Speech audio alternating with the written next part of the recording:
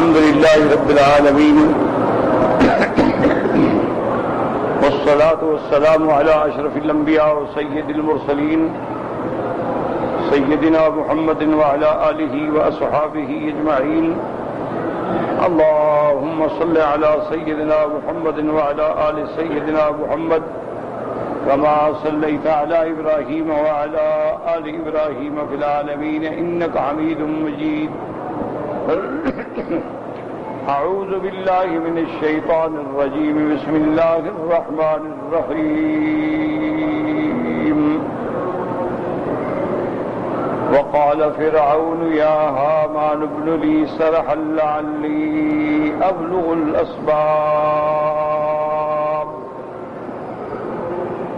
أسباب السماوات فأطلع إلى إله موسى وإني لأظنه كاذبا.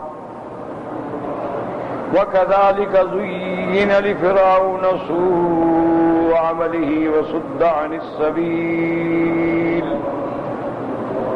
وما كيد فرعون إلا في تباب. وقال الذي آمن يا قوم اتبعون أهدكم سبيل الرشاد. يا قوم إنما هذه الحياة الدنيا متاع وإن الآخرة هي دار القرار. من عمل سيئة فلا يجزى إلا مثلها ومن عمل صالحا من ذكر أو أنثى وهو مؤمن فأولئك يدخلون الجنة يرزقون فيها بغير حساب. قال المؤلف والمفسر رحمه الله تعالى أدام النفع بعلومه وعلومكم في الدارين آمين. إلى أن قال يقول المؤمن لقومه ممن تمرد وطغى وآثر الحياة الدنيا ونسي الجبار الأعلى فقال لهم. اللہ تبارک و تعالیٰ کے اس بندے نے اس ایمان والے نے اپنی قوم سے کہا، وہ قوم ممن تمرد وطغى جو سرکش ہو گئے، جو حد سے نکل گئے، وآثر الحیات الدنیا اور انہوں نے دنیا کی زندگانی کو ترجیح دے ڈالی، ونسی الجبار الاعلی اور اللہ تبارک و تعالیٰ کی ذات کو بھول بیٹھے، تو اس قوم کو اس نے مخاطب کیا. فقال لهم يا قوم اتبعوني أهدكم سبيل الرشاد أي لا كما كذب فرعون في قوله وما أهديكم إلا سبيل الرشاد. اس نے اپنی قوم کو مخاطب کیا کہ اے میری قوم میری اتباع کرو، میری پیروی کرو، میں تمہیں سیدھا راستہ بتلاؤں گا. اس طرح نہیں جیسے فرعون نے کہا تھا، وہ تو جھوٹا تھا.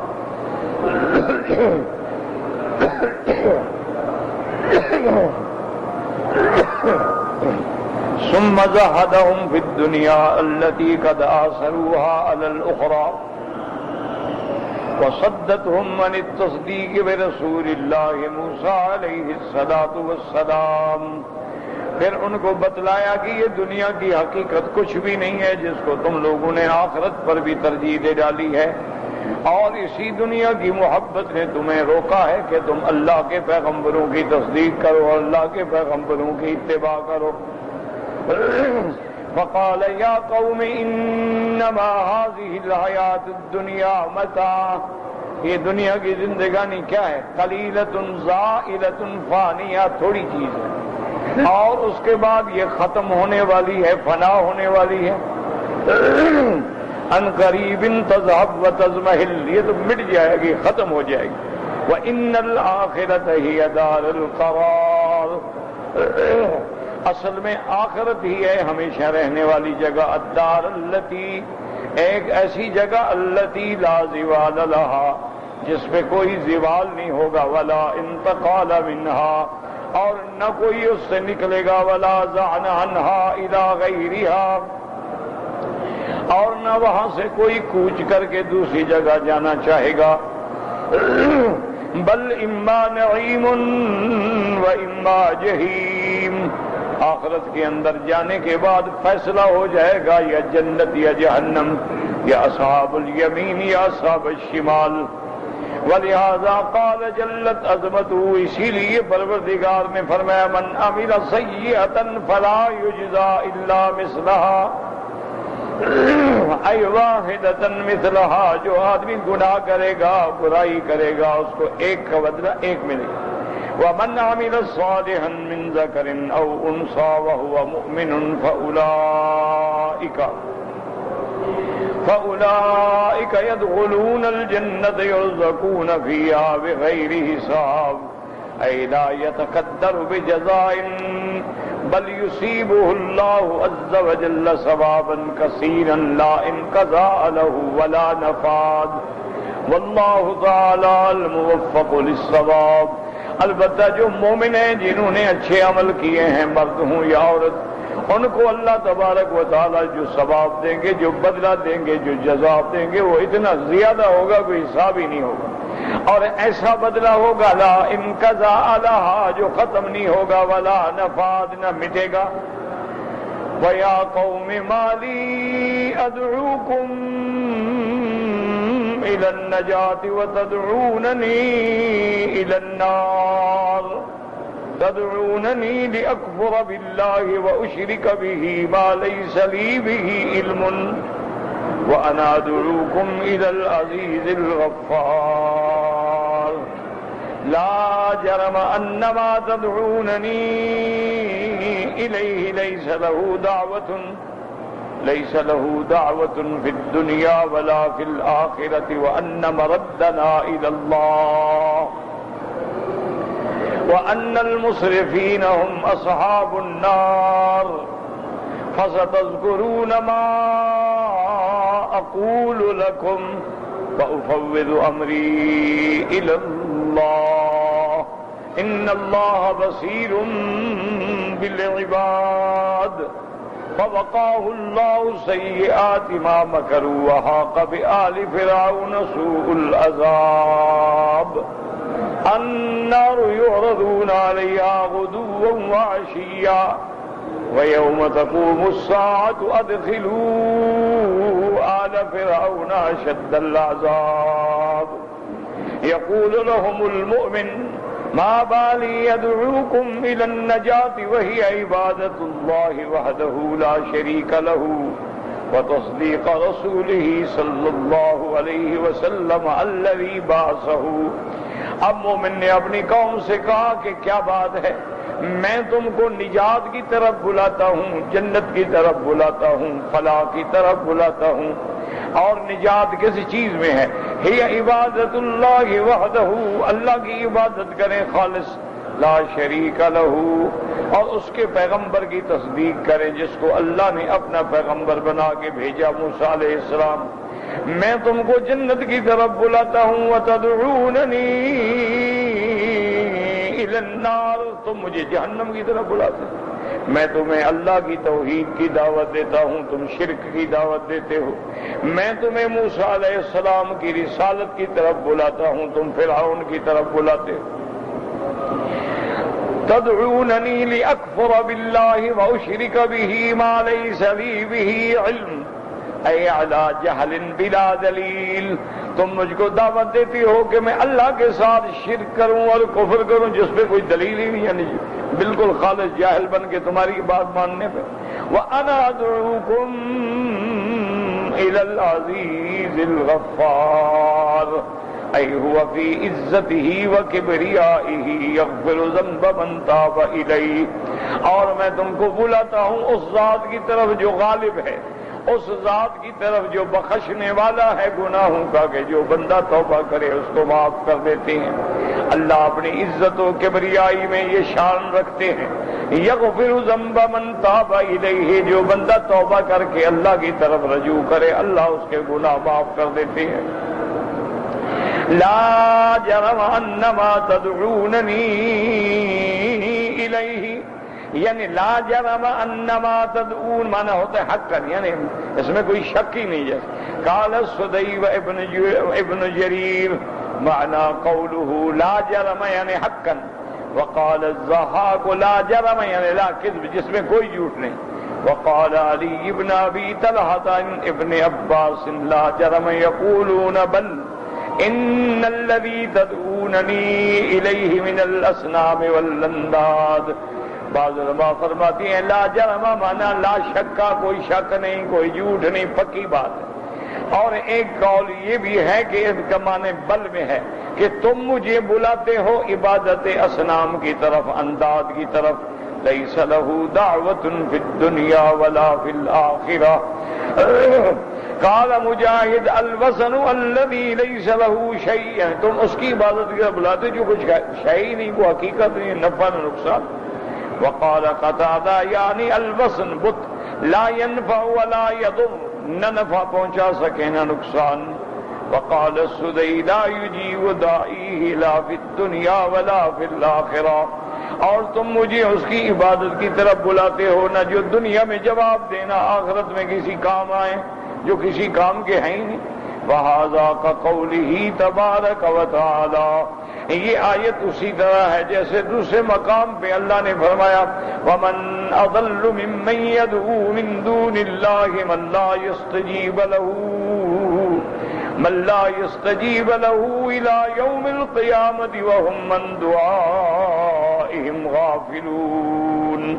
وَإِذَا حُشِرَ النَّاسُ كَانُوا لَهُمْ أَعْدَاءَ وَكَانُوا بِعِبَادَتِهِمْ كَافِرِينَ. اللہ فرماتا ہے وَمَنْ أَضَلُّ، اس سے بڑا گمراہ کون ہے جو اللہ کے سوا ان کی دعوت دے، ان کی عبادت کرے، جو اس کی پکار کو بھی نہیں سنتے، قیامت تک بھی نہیں سن سکتے، اور وہ جانتے ہی نہیں کہ کوئی ہمیں بلاتا ہے. وَإِذَا حُشِرَ النَّاسُ كَانُوا لَهُمْ أَعْدَاءَ، اور جب اللہ کی قیامت والے دن سب کو جمع کریں گے تو جن کی تم عبادت کرتے ہو وہی تمہارے دشمن ہوں گے. وَكَانُوا بِعِبَادَتِهِمْ كَافِرِينَ، اور کہیں گے مولا ہمیں تو کوئی پتہ نہیں کہ ہماری عبادت کرتے ہیں. ان تدعوهم لا يسمعوا دعاءكم، اگر تم ان کو پکارو تو یہ تمہاری پکار نہیں سنتے.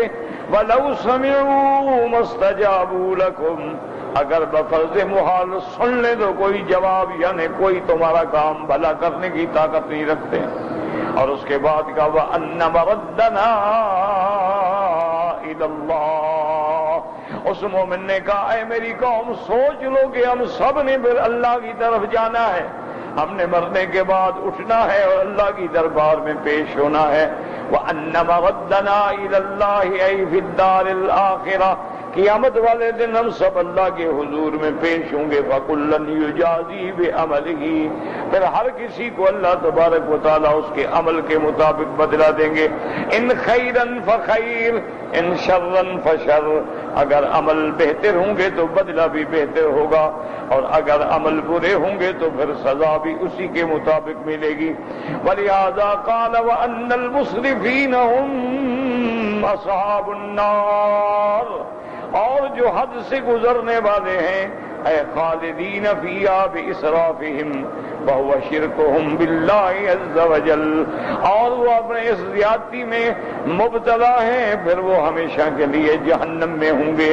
اور اس کے بعد مومن نے کہا فَسَتَذْكُرُونَ مَا أَقُولُ لَكُمْ اے سوف تعلمون صدق ما امرتکم به ونهیتکم عنه ونصحتکم وبجحت لكم وتذکرونه وتندمون حيث لا ينفعكم الندم.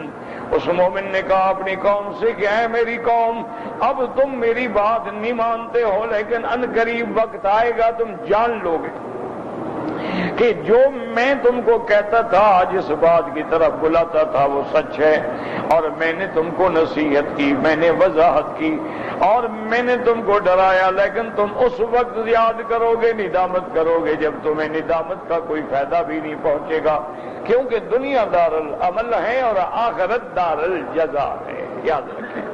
اب اگر قیامت میں کافر ندامت کریں، افسوس کریں، حسرت کریں، اس کا کوئی فائدہ نہیں. اسی لیے آپ پہلے پڑھ چکے ان تقول نفس یا حسرتا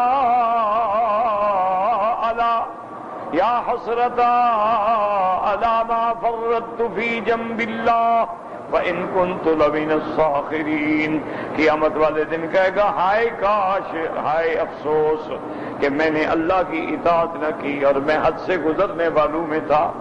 او تقول لو ان اللہ ہدانی لکنت من المتقین، یا افسوس کر کے کہے گا ہائے کاش اگر اللہ مجھے بھی ہدایت دیتے تو میں بھی ڈرنے والوں میں ہوتا۔ او تقول حین تری العذاب، یا کہے گا جب عذاب جہنم سامنے ہوگا، لو ان لی کرتن، اگر مجھے دوبارہ دنیا میں جانے کا موقع ملے، فاکون من المحسنین، میں بھی ہوں گا اچھے عمل کرنے والوں میں، لیکن اب موقع کیا ملے، اب تو آخرت آ گئی، دنیا ختم ہو گئی۔ اسی لیے قیامت والے دن عذاب دیکھنے کے بعد اگر کوئی ندامت کرے، اسی طرح علماء نے کہا اگر دنیا میں بھی اللہ کا عذاب آ جائے پھر آدمی افسوس کرے ہائے ہائے، پھر کوئی فائدہ نہیں۔ اسی لیے قرآن نے بار بار وضاحت فرمائی ہے کہ جب کافروں کو لے کے جائیں گے جہنم کی طرف تو وہاں جو فرشتے ہیں کہیں گے الم یاتکم رسل منکم، اس ظالموں کیا اللہ نے تمہاری جنس میں سے پیغمبر تمہارے پاس نہیں بھیجے؟ یتلون علیکم آیات ربکم، وہ تم پہ اللہ کا قرآن پڑھتے تھے، وَيُنذِرُونَكُمْ لِقَاءَ يَوْمِكُمْ هَذَا، اور تمہیں ڈراتے تھے کہ قیامت کا دن آئے گا، حساب ہوگا، تمہیں نہیں ڈرایا؟ اور کہیں قالوا بلا، کہیں گے ہاں آئے تھے، پیغمبر بھی آئے، ڈرایا بھی، لیکن ہماری بدقسمتی وَلَكِنْ حَقَّتْ كَلِمَةُ الْعَذَابِ عَلَى الْكَافِرِينَ، لیکن اللہ کا فیصلہ غالب آ گیا کہ کافروں کے لیے جہنم۔ تو اب فرشتے کہیں ادخلوا ابواب جہنم خالدین فیہا، چلو پھر جہنم میں جاؤ۔ اسی طرح قرآن نے دوسرے مقام پہ فرمایا کہ جب جہنمیوں کو لے کے جہنم کی طرف جا رہے ہوں گے تو فرشتے کہیں گے ما سلککم فی سقر، او ظالمو کیوں جا رہے ہو جہنم؟ قالوا لم نک من المصلین، وہ کہیں گے ہم ایمان والے نہیں تھے، ہم نماز والے نہیں تھے، ہم کافر، اسی لیے۔ لیکن اس وقت کیا فائدہ ہو؟ اسی لیے ایک جگہ قرآن نے واضح کہ فَاعْتَرَفُوا بِذُنُوبِهِمْ، اپنے گناہوں کا، شرک کا، کفر کا اقرار کریں گے، حکم ہوگا فَسُحْقًا لِأَصْحَابِ السَّعِيرِ۔ اور اسی طرح جب جہنمی جہنم میں جائیں گے اب چیخیں گے، پکاریں گے، ملائکہ کو، خزنہ کو پکاریں گے، وَنَادَوْا يَا مَالِكُ لِيَقْضِيَ عَلَيْنَا رَبُّكَ، پکار کے کہیں گے کہ اے جہنم کے داروغہ مہربانی کرو، اللہ سے کہو ہمیں موت دے دیں، بس ہمیں مار ڈالیں، ختم کر دیں، ہم عذاب نہیں برداشت۔ اب یعنی اللہ کا فرشتہ اللہ کے حکم سے کہے گا قال انکم ماکثون، ظالم اب تم ہمیشہ اسی میں رہو گے، کوئی معافی شافی نہیں۔ حتیٰ کہ جب چیختے چیختے ہزاروں سال گزر جائیں گے تو آخر حکم یہ ہوگا کہ اخسؤوا ولا يتقلب، دفع ہو جاؤ، آئندہ بولنا بھی نہیں، اب تم لوگوں نے جلنا ہے، مرنا ہے، چیخو یا نہ چیخو۔ سواء علیکم فاصبروا او لا تصبروا، سواء علیکم اصلوها فاصبروا او لا تصبروا، سواء علیکم، اب تم جلتے رہو، مرتے رہو، صبر کرو یا چیخو، کوئی فائدہ نہیں، اب تو ہمیشہ کے لیے جہنم۔ اس لیے اس اللہ کے بندے نے بھی کہا ظالمو تم اس وقت میری بات یاد کرو گے جب یاد کرنے کا فائدہ ہی نہیں ہوگا، اس وقت تم جا کے کہو گے ہائے کاش ہم بھی اللہ والوں کی بات مان لیتے، ہم بھی شرک سے بچ جاتے، بدعات سے بچ جاتے، گناہوں سے بچ جاتے، لیکن پھر کوئی فائدہ نہیں ہوگا۔ وَأُفَوِّضُ أَمْرِي إِلَى اللَّهِ، اور جب فرعون کے لشکریوں نے اس مومن کو تکلیف پہنچانے کے لیے پروگرام بنایا، اس نے کہا چلو میں نے اپنا مسئلہ اللہ کے سپرد کر دیا ہے، ایوا توکل علی اللہ واستعینہ واقاطعکم واباعدکم ان اللہ بصیر بالعباد، میں نے اللہ پہ توکل کیا، اللہ کی مدد، اور میں تم سے اب دور، میرا تمہارا راستہ الگ ہو گیا۔ اللہ تبارک و تعالی جانتے ہیں، ہوا بصیر بہم تعالی فتقدس ویہدی من یستحق الہدایہ ویذل من یستحق الاضلال وله الحجۃ البالغۃ والحکمۃ التامۃ والقدر النافذ۔ اللہ تبارک و تعالی اپنے بندوں کو جانتے ہیں جو ہدایت کا مستحق ہوتا ہے اس کو ہدایت دیتی ہے، اور جو گمراہی کا مستحق اس کو گمراہ کر دیتی ہیں۔ اسی کی حجت جو ہے تام ہے، اسی کی حکمت جو ہے مکمل ہے، اسی کا فیصلہ جو ہے نافذ ہے۔ وَقَوْلُهُ تَبَارَكَ وَتَعَالَى فَوَقَاهُ اللَّهُ سَيِّئَاتِ مَا مَكَرُوا۔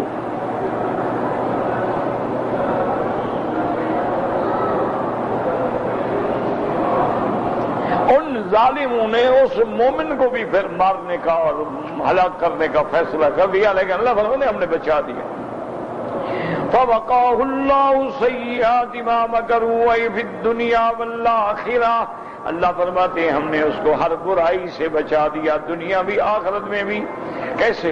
فرمایا اس کے بعد کہ وَأَمَّا فِي الدُّنْيَا فَنَجَّاهُ اللَّهُ تَعَالَى مَعَ مُوسَىٰ عَلَيْهِ الصَّلَاةُ وَالسَّلَامُ وَأَمَّا فِي الْآخِرَةِ فَبِالْجَنَّةِ، اللہ فرماتے ہیں ہم نے اس مرد مومن کو دنیا میں نجات دی موسیٰ علیہ السلام کے ساتھ، وہ بھی نجات پا گیا، اور آخرت میں ہم نے اس کو جنت دی، اور ان کافروں کے لیے ہمیشہ کے لیے عذاب اور جہنم۔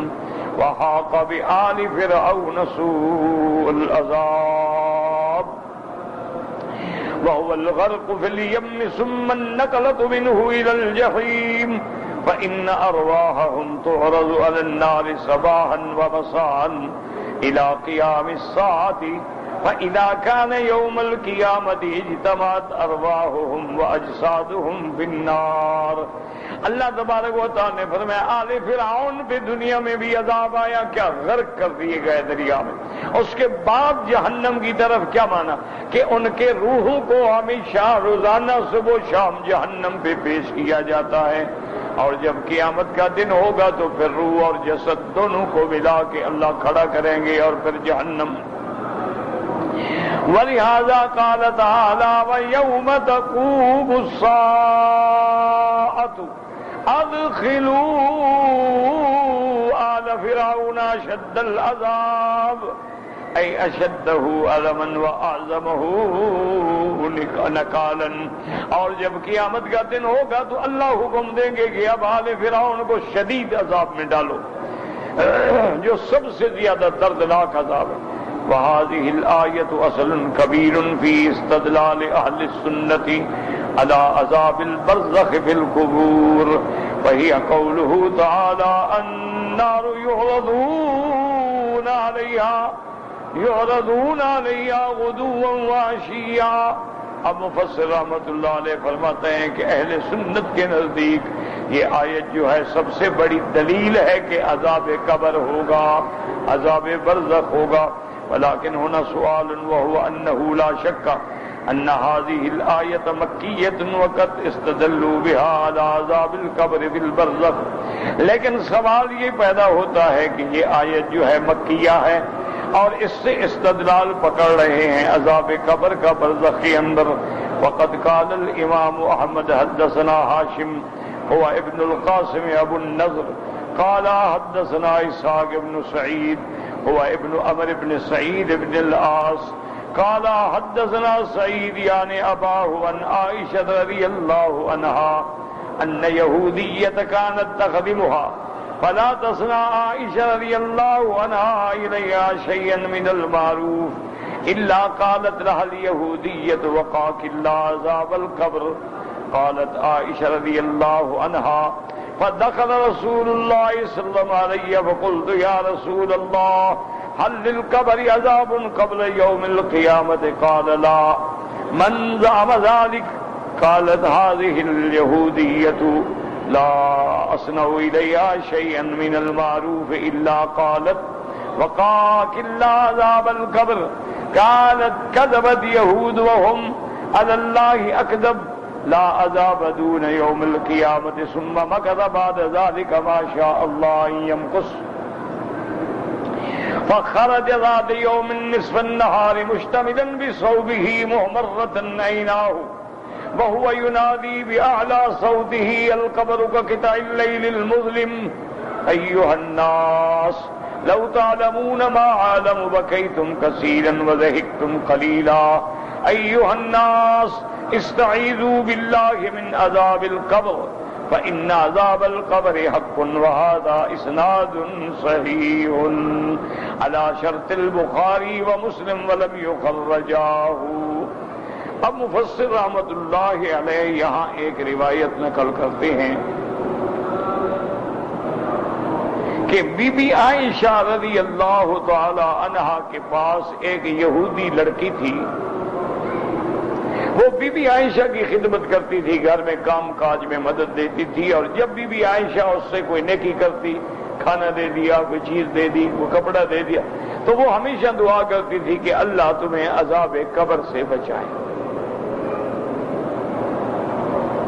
اسی طرح ایک دن حضور پاک داخل ہوئے تو بی بی عائشہ فرماتی ہیں کہ میں نے پوچھا کہ یا رسول اللہ کہ قبر میں بھی عذاب ہوگا قیامت سے پہلے؟ عذاب تو قیامت کے بعد ہوگا، پھر قبر میں کیسے عذاب ہوگا؟ آپ نے فرمایا کہ نہیں ہوگا۔ اور آپ نے فرمایا من زعم ذلک، کس نے تمہیں کہا ہے کہ عذاب قبر میں ہوگا قیامت سے پہلے؟ میں نے کہا اس یہودیہ لڑکی جب میں کوئی نیکی کرتی ہوں تو یہ ہمیشہ کہتی ہے اللہ تمہیں عذاب قبر سے بچائے، اور وہ جھوٹ بولتے۔ اور یہودی تو ایسے ہی بڑا جھوٹ بولتے ہیں اور جھوٹ بولنے والے ہیں، قیامت سے پہلے کوئی عذاب نہیں، یعنی عذاب قبر نہیں۔ اب آتا ہے کہ ثم مکث بعد ذلک ما شاء اللہ، پھر کچھ مدت گزر گئی جتنی اللہ نے چاہی، تو ایک دن حضور پاک عین دوپہر کے وقت میں آپ نے کپڑا لپیٹا ہے اور آنکھیں مبارک سرخ ہیں، اور حضور اعلی صوت ہی زور سے آواز دے رہے ہیں کہ لوگوں القبر کا قطع اللیل المظلم، قبر جو ہے وہ بڑی اندھیری ہے جیسے اندھیری رات کا ٹکڑا۔ ایھا الناس، ہے لوگوں، لو تعلمون ما اعلم بکیتم کثیرا وضحکتم قلیلا، اللہ نے جو مجھے علم دیا ہے اور جو میں نے دیکھا ہے اگر تم دیکھ لو تو ہنسنا ہی بھول جاؤ۔ اور اس کے بعد حضور پاک نے فرمایا کہ ایھا الناس، اے لوگو، استعیذوا باللہ من عذاب القبر، اللہ سے پناہ مانگو عذاب قبر سے، فإن عذاب القبر حق، عذاب قبر جو ہے وہ حق ہے اور سچ ہے۔ اور یہ روایت جو ہے یعنی امام بخاری اور امام مسلم کی شرط کے مطابق صحیح ہے، یعنی ان کے جو صحیح ہونے کے لیے شرائط ہیں وہ اس میں پائے جاتے ہیں۔ اب اس کے بعد فرماتے ہیں کہ وروا احمد حدثنا یزید قال حدثنا سفیان عن الزہری ان عروۃ عن عائشہ رضی اللہ عنہا قالت سألتها امرأۃ یہودیۃ، ایک یہودی عورت نے بی بی عائشہ سے کوئی چیز مانگی، فأعطتها، بی بی عائشہ نے وہ چیز اس کو دے دی، فقالت لها، تو اس نے دعا کی کہ وقاک اللہ من عذاب القبر، کے بی بی اللہ تمہیں عذاب قبر سے بچائے۔ فانکرت عائشہ رضی اللہ عنہا ذلک، بی بی عائشہ نے کہا کہ نہیں کوئی عذاب قبر نہیں، تم کیا دعا دے رہی ہو؟ فلما رأت النبی صلی اللہ علیہ وسلم قالت له فقال لا، آپ نے بھی فرمایا کہ نہیں۔ قالت عائشہ رضی اللہ عنہا ثم قال لنا رسول اللہ بعد ذلك فإنه اوحي إلي أنكم تفتنون في قبوركم، اس کے بعد کچھ عرصے کے بعد انہوں نے فرمایا اللہ نے میرے اوپر وحی کی ہے کہ تمہارا عذاب قبر بھی ہوگا اور قبر میں بھی امتحان۔ اور یہ حدیث بھی صحیح ہے امام بخاری اور امام مسلم کی شرط۔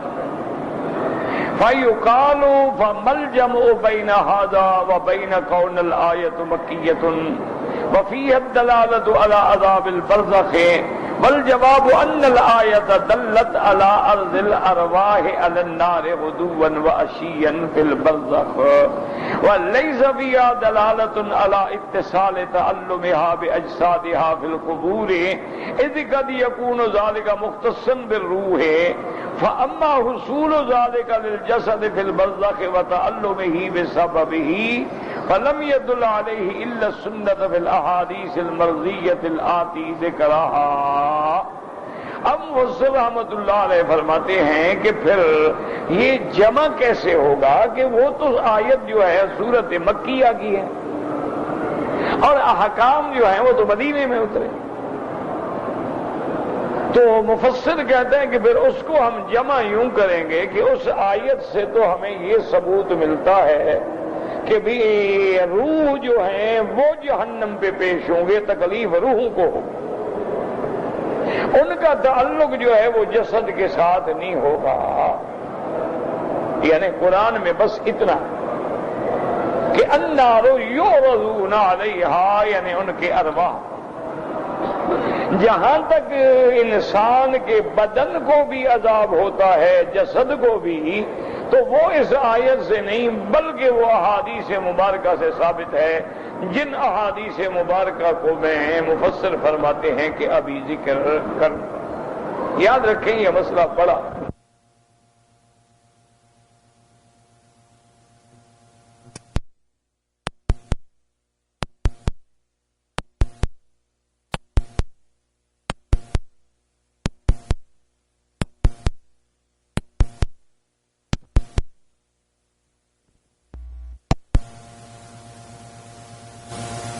ایسا ہے دنیا میں جو مطلقاً عذاب قبر کا منکر ہے. وہ کہتا ہے نہ روح کو ہوتا ہے نہ جسم کو ہوتا ہے، کوئی عذاب قبر نہیں. ان کا عقیدہ یہ ہے کہ جو لوگ اعلیٰ ہیں، مومن ہیں، ایمان والے، ان کی روحیں جو ہیں وہ علیین پہ، ساتویں آسمان پہ چلی جاتی ہیں، اور جو کافر ہیں، مشرک ہیں، ان کی روحیں جو ہیں وہ سجین میں، جو زمین کے نیچے قید خانہ ہے، اس میں چلی جاتی ہے. پھر یہ سب قیامت کے دن اللہ ان کو دوبارہ روحوں کو بھیجیں گے، اٹھائیں گے، پھر فیصلہ ہوگا، جنت والے جنت، جہنم والے جہنم. وہ کہتے ہیں قبر شبر کا کوئی عذاب ہے ہی. اچھی طرح سمجھ لیں، یعنی وہ منکر ہیں بالکل، نہ روح کو نہ جسد. اور پھر وہ اپنے اپنے دلائل دیتے ہیں کہ دیکھو جی ایک بندہ جل گیا تو کس چیز کو عذاب ہوگا. اسی طرح وہ کہتے ہیں کہ جیسے اب بھی کروڑوں کی تعداد میں ہندو موجود ہیں، لیکن وہ تو سارے جب مرتے ہیں تو جلا دیے جاتے ہیں، ان کی تو کوئی قبر شبر ہے ہی نہیں،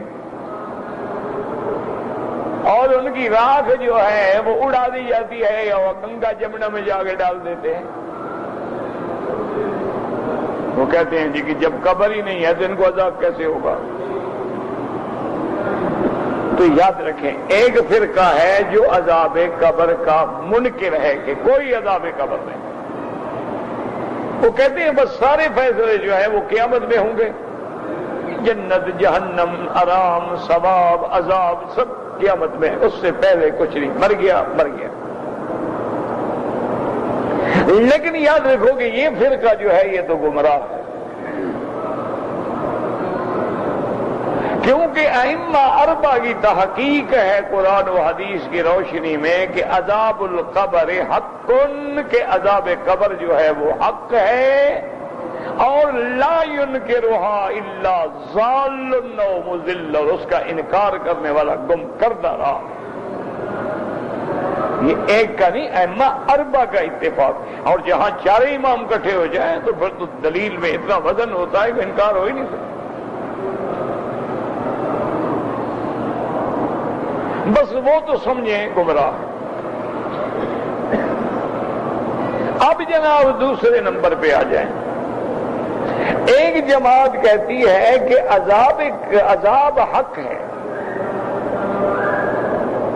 مرنے سے یعنی قیامت سے پہلے بھی عذاب ہوگا، لیکن اس قبر میں نہیں. وہ کہتے ہیں عذاب ٹھیک ہے، عذاب ہوگا، لیکن وہ قبر بھی برزخی قبر ہوگی، اس میں روح ہوں گے، ان کو عذاب ہوگا. وہ زندگی بھی برزخی ہوگی. اسی طرح مومن ہیں، شہداء ہیں، ان کی روحیں جو ہیں پرندوں کے اندر ہوں گی، وہ جنت میں سیر کر رہے ہیں، نفع اٹھا رہے ہیں، اور باقاعدہ ان کو نعمتیں مل رہی ہیں، تو وہ بھی روح کا تعلق ہے۔ وہ کہتے ہیں عالم برزخ جو ہے، عالم برزخ میں وہ قبر بھی برزخی قبر ہے، اس میں روح کا مسئلہ ہے۔ اس قبر میں جو بندہ دفن کیا گیا ہے، اس جسد کے ساتھ کوئی تعلق نہیں۔ کہتے ہیں عذاب ہے، یعنی عذاب کے وہ قائل ہیں، بات کو سمجھیں۔ لیکن وہ کہتے ہیں کہ جناب اس قبر میں جہاں ہم نے مردے کو دفن کیا ہے، بس اس سے کوئی تعلق نہیں، روح چلا گیا، یہ تو پھر بغیر روح کے کچھ بھی نہیں۔ جیسے آپ دیکھتے ہیں نا جی کہ اللہ نہ کرے انگلی کو کاٹ کے آپ پھینک دیں، پھر اس کو جتنا مارتے رہو کیا ہوگا؟ یا کسی کا خون جو ہے وہ رک جاتا ہے، ہاتھ پاؤں فالج زدہ سن ہو جاتے، اب ان کو سوئی بھی جب وہ پتہ نہیں لگتا۔ وہ کہتے ہیں کہ بھی اس قبر سے کوئی تعلق نہیں، بات سمجھو۔ وہ کہتے ہیں جتنی کی حدیث میں آتا ہے کہ بھی اس کے لیے راحت ہے، وہ بھی برزخی قبر ہے، اور جتنا آتا ہے کہ ان کے لیے عذاب ہے، وہ کہتے ہیں وہ بھی عالم برزخ کا قبر ہے، اور وہاں روح کو عذاب ہے، روح کا جسد سے کوئی تعلق۔ روح کا جسد سے تعلق اس دن ہوگا جب سور پھونکا جائے گا، اس دن ہر روح اپنے جسد میں آئے گی، اور پھر بندے قبر میں کھڑے ہوں گے۔ پہلے اللہ ان کے ٹکڑے جو ہیں ان کو جمع کریں گے، پھر روح آئے گی، روح پھونکی جائے گی، فَإِذَا هُمْ قِيَامٌ يَنظُرُونَ، وہ کھڑے ہو جائیں گے۔ یعنی بہرحال وہ عذاب کے تو قائل ہیں، عذاب کو مانتے ہیں، لیکن اس قبر کے عذاب کو نہیں مانتے۔ وہ کہتے ہیں جی فرعون کی بات ہے، آپ کہتے ہیں فرعون کا عذاب ہوا، فرعون کو تو اللہ نے ایک پتھر کی شکل میں بنا کے باہر پھینک دیا، وہ تو ابھی تک احرام میں مصر میں پڑا ہوا ہے۔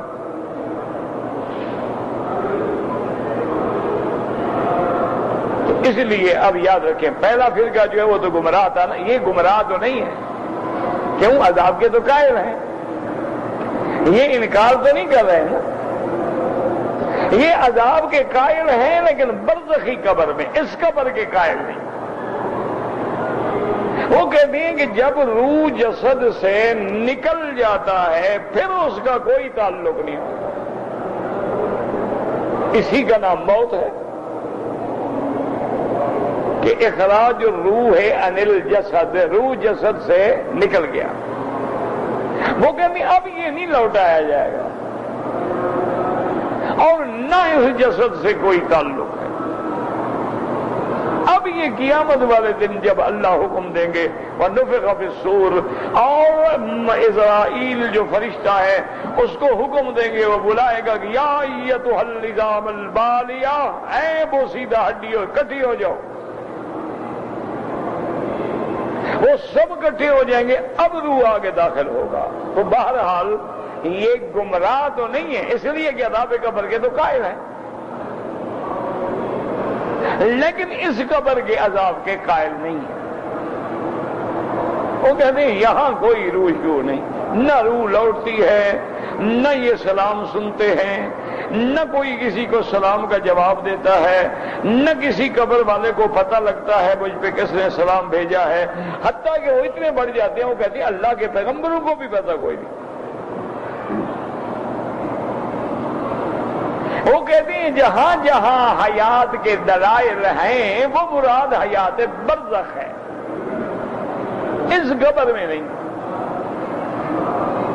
یہ دو جماعتیں ہو گئیں، اور تیسری جماعت ہے اہل سنت والجماعت کی سلفن و خلفن، ان کے ساتھ بھی جمہور ائمہ ہیں، محدثین ہیں، مفسرین ہیں، وہ کہتے ہیں عذاب قبر حق ہے، قیامت سے پہلے عذاب بھی ہوتا ہے، نعیم بھی ہوتی ہے، اور اس قبر کا بھی تعلق ہوتا ہے۔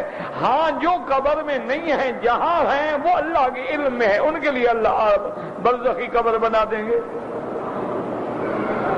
لیکن جن کی معلوم ہے ان کا تعلق جو ہے عذاب اور ثواب کا، وہ اسی قبر سے ہوتا ہے۔ اس کی وجہ یہ ہے کہ سب سے بڑی دلیل کہ میرے آقا رحمت دو عالم سیدنا محمد مصطفیٰ صلی اللہ علیہ وسلم. بعض لوگ بڑی ضد میں آ جاتے ہیں. اگلے دن میں اخبار میں پڑھ رہا تھا, میرے کسی بھائی نے مضمون لکھا تھا, اس نے کہا وہ جو حدیث ہے نا کہ ما من مسلم یسلم علی رد اللہ علیہ روحی, کہ جب مسلمان آ کے میری مزار پہ میری قبر مبارک پہ سلام کرتے ہیں اللہ میرا روح لوٹا دیتے ہیں. اور نے کہا نعوذ باللہ یہ حدیث ہی موضوع ہے. انا للہ و انا, سنن ابی داؤد کی حدیث ہے. اور المغفور اللہ جو یہاں سب سے بڑے عالم تھے, اللہ ان کی قبر پہ کروڑوں رحمتیں فرمائے, شیخ عبدالعزیز بن باز رحمت اللہ علیہ جو یہاں کے مفتی اعلیٰ تھے اور بہت بڑا عالم تھا ماشاءاللہ. یعنی باوجود اس کے کہ نبی نہ تھے لیکن اتنا ماشاءاللہ جزیات پہ ان کا عبور تھا. یعنی کوئی مسئلہ کوئی بات ایک ایک جزی ماشاءاللہ دماغ میں تھی. اور ہمارے پرانے بزرگوں کی یادگار بھی تھے, بالکل سادہ, بالکل سادہ اور انتہائی سخی. اور ناممکن ہے کہ ظہر میں یا رات میں ان کے کھانے پر 200-250 طالب عالم علماء موجود نہ ہوں. اور جب بھی کوئی عالم کوئی طالب العلم ملنے گیا جو جیب میں ہے وہ بھی دے دیا. بالکل ہمارے پرانے جو متقدمین تھے نا, بزرگ گزرے ہیں, ان کی بالکل کاپی تھے رحمت اللہ علیہ رحمتاً واسعہ. اور اتنا دماغ تھا. میں کافی عرصے کے بعد ملا تو السلام علیکم کیا لگا شیخ مکی اور رن, اور اس کا کب کھانا میرے ساتھ کھانا. اچھا انہی کی مجلس میں اس وقت جو ہے بحث چڑھ گئی کہ لفظ مروزی ہے یا مروزی ہے یا مروزی ہے.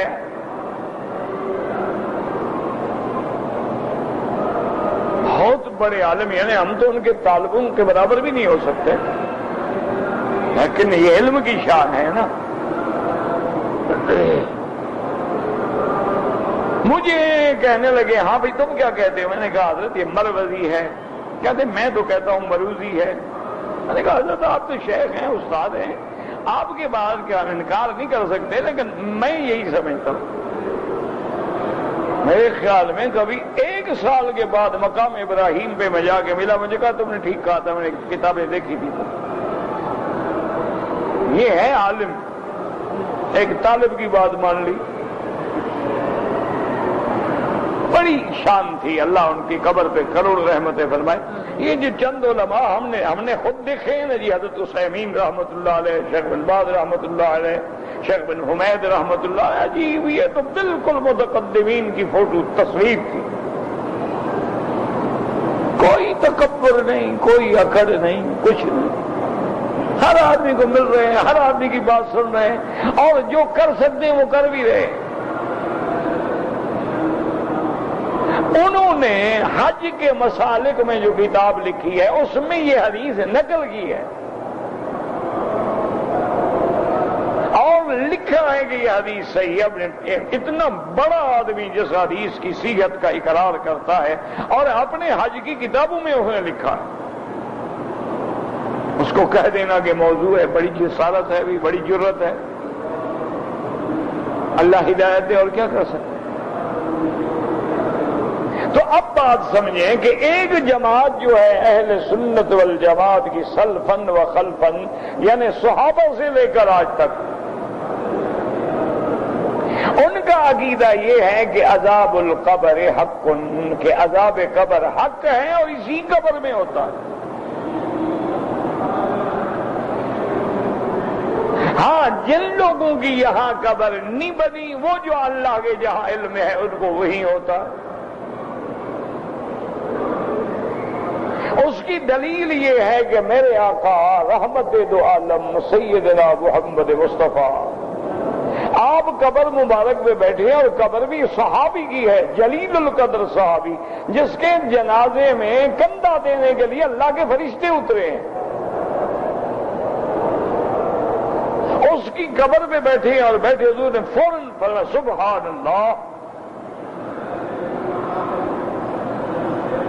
پھر دوسری دفعہ فرمایا سبحان اللہ، پھر تیسری دفعہ فرمایا سبحان اللہ. صحابہ نے کہا حضور کیا بات؟ فرمایا قبر نے میرے ساتھی کو پکڑ لیا.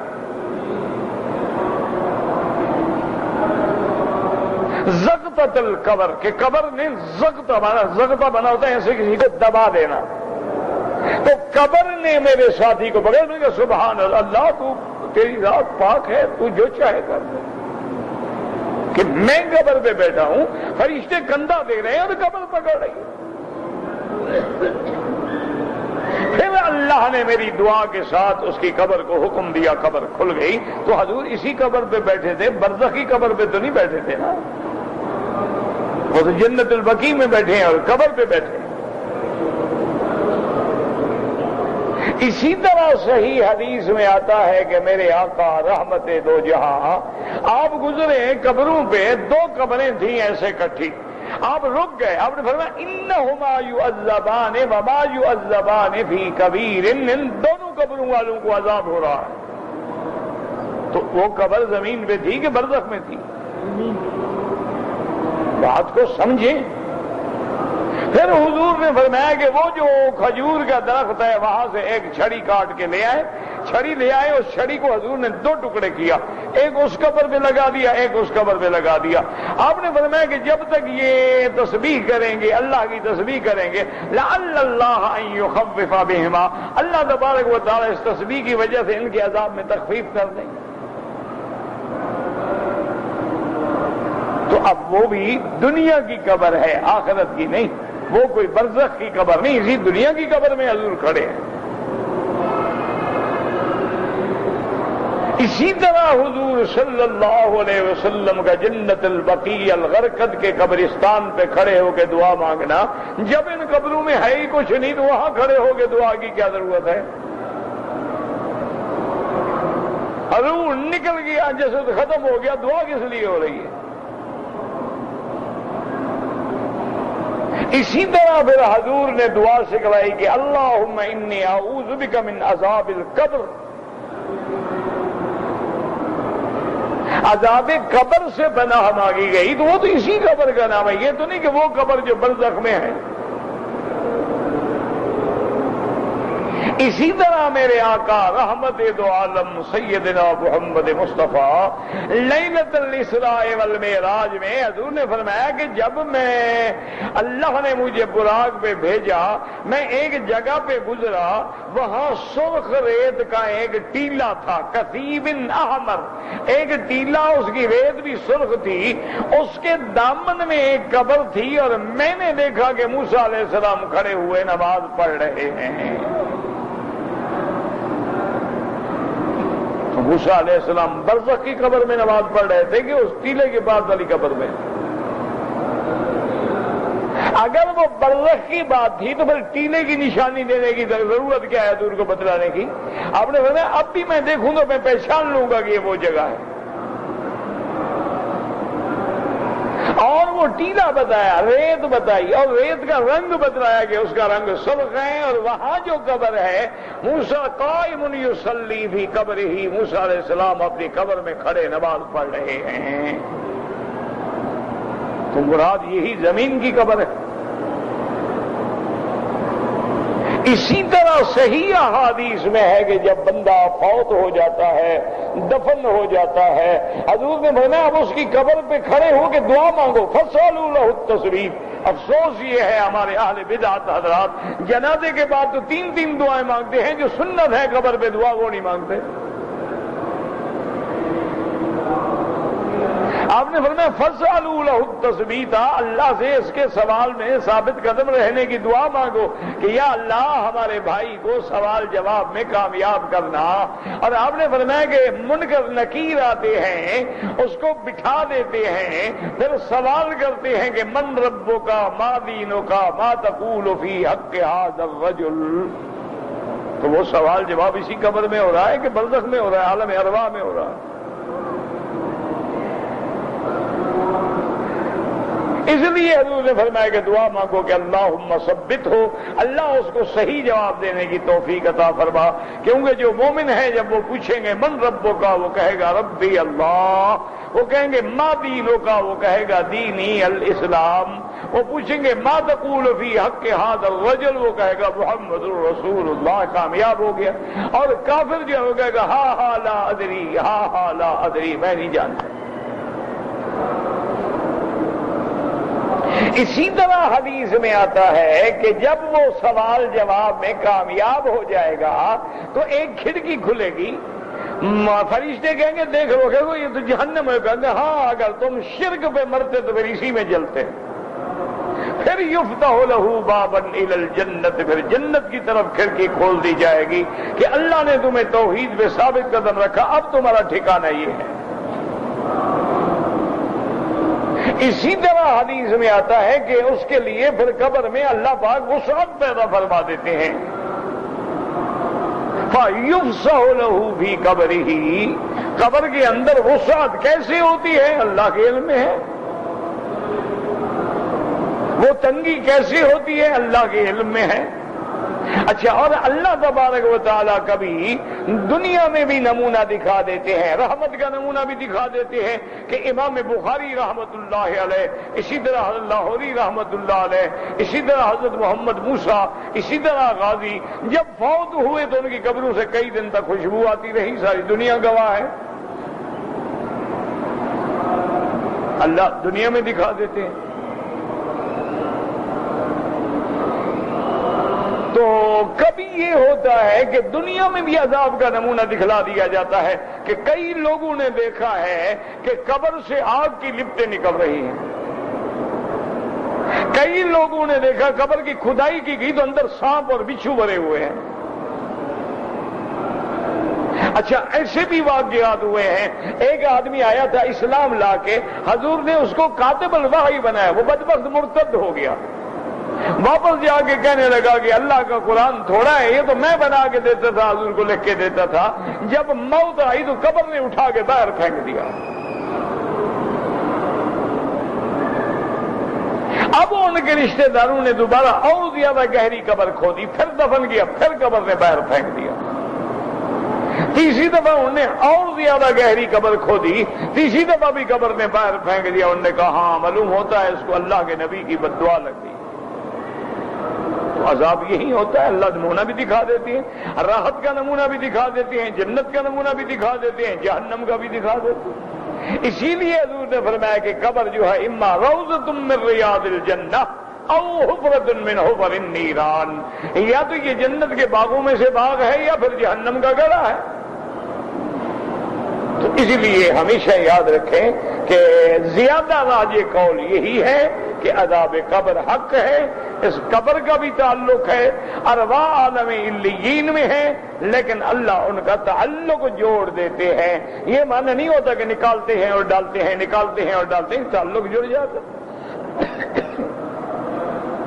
اب دیکھیں نا، یہ سارے حرم کی بتیاں ہیں، کم از کم کتنا ہزار بلب ہوگا، ایک بٹن بند کرو ساری بند، ایک بٹن پہ ہاتھ رکھو ساری روشن ہو جاتی ہیں۔ تو اگر یہ بندے بٹن بنا سکتے ہیں، اللہ نہیں تعلق قائم کر سکتا؟ ایک چھوٹا سا موبائل ہے، تم اس سے جناب یہاں سے 2 لاکھ میل دور بھائی بیٹھا ہے، اس کے نمبر پنچ کرتے ہو، ٹھک سیٹلائٹ پکڑ لیتا ہے۔ ابھی اس کو کون جوڑ رہا ہے؟ سیٹلائٹ پھر کیسے اسی نمبر پہ؟ اچھا، اس کے ساتھ جو بندہ بیٹھا ہے اس کا پتہ نہیں ہے، جو نمبر تم کر رہے وہی ملتا ہے۔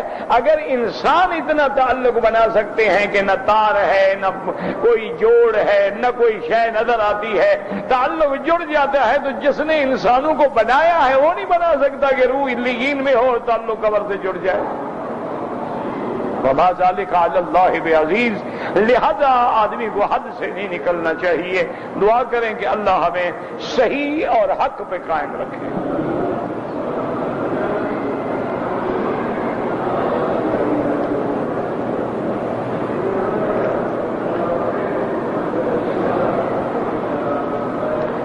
بھائی اپنا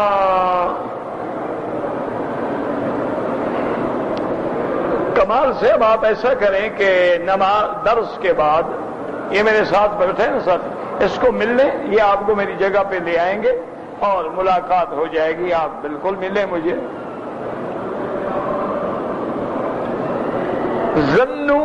زنون تو لکھا ہی تم نے، وہ تو زنون ہے، وہ تو زال ہے، تم نے زے بنا دیا، خدا کا خوف کرو، مچھلی والا۔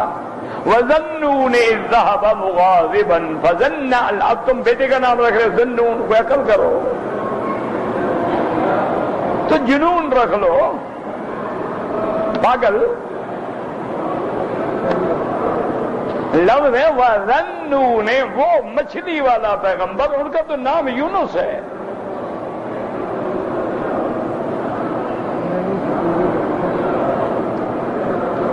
کہتے ہیں کہ جی اللہ نے حضور کا نور پہلے پیدا فرمایا، یہ کوئی حدیث مبارک صحیح نہیں ہے، بعض لوگوں نے نقل کی ہے لیکن بالکل قابل حجت نہیں ہے عقیدے کے اندر۔ حضور ہیں ہی بشر،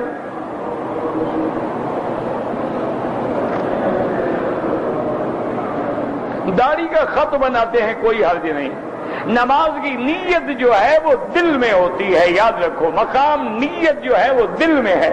زبان سے تو استحضار ہے تاکہ ہمیں یاد تو ہے نا، کیونکہ ہم لوگ تو عجیب ہیں نا، پڑھ رہے ہوں گے مغرب تو نیت کر رہے ہوں گے عشاء کی۔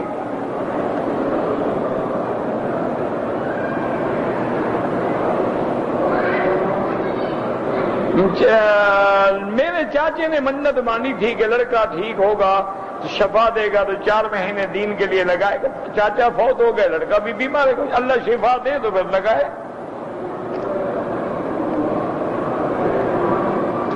جب عمرے کا طواف ہو تو پہلے 3 چکروں میں کندھا کھلا رہے، جب احرام باندھا۔ اگر ایک آدمی نے عمرہ کر لیا لیکن بال جدے میں جا کے کٹوائے ہیں، دم پڑ گئی، عمرہ بھی حرم میں ادا ہوگا اور بال بھی حرم میں کٹائے جائیں گے، طواف بھی حرم میں، صفا بھی حرم میں، اور قصر بھی حرم میں، اور حلق بھی حرم میں۔ اس نے حد حرم سے باہر جا کے بال کٹائے ہیں، دم پڑ گئی، یعنی ایک بکری دم مکے میں دے اور مکے کے غریبوں کو گوشت تقسیم کرے۔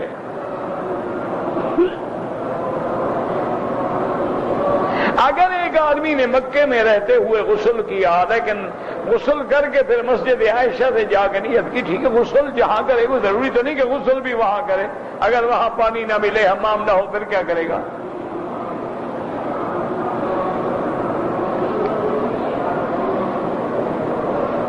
اچھا، انوار احمد خان صاحب کی طرف سے ہے انشاءاللہ، ہمارے دوست ہیں کراچی کے۔ ربنا تقبل منا انك انت السميع العليم وتب علينا انك انت التواب الرحيم اللهم اتنا باسماعنا وابصارنا واشرح صدورنا واحينا بقواتنا ما ابقيتنا واجعله الوارث منا واجعل ثارنا على من ظلمنا وانصرنا على من عادانا اللهم اقض حاجاتنا يا قاضي الحاجات يا سميع الدعاء يا مستجيب الدعوات اللهم اشفنا واشف مرضانا وارحم موتانا واستجب دعاءنا ولا تخيب رجاءنا برحمتك يا ارحم الراحمين۔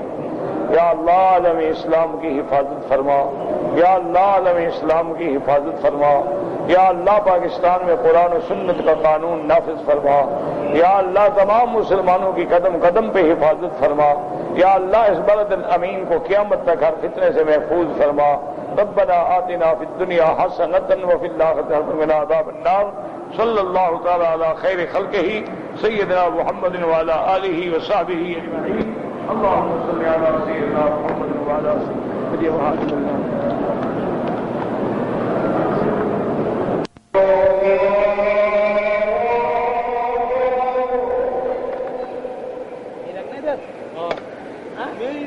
ہم جانے مقدمہ جانے باعزت بری ہو، عزت بری ہو، عزت بری ہو، عزت بری ہو، عزت بری ہو، عزت بری ہو، عزت بری ہو، عزت بری ہو، عزت بری ہو، عزت بری ہو، عزت بری ہو، عزت بری ہو،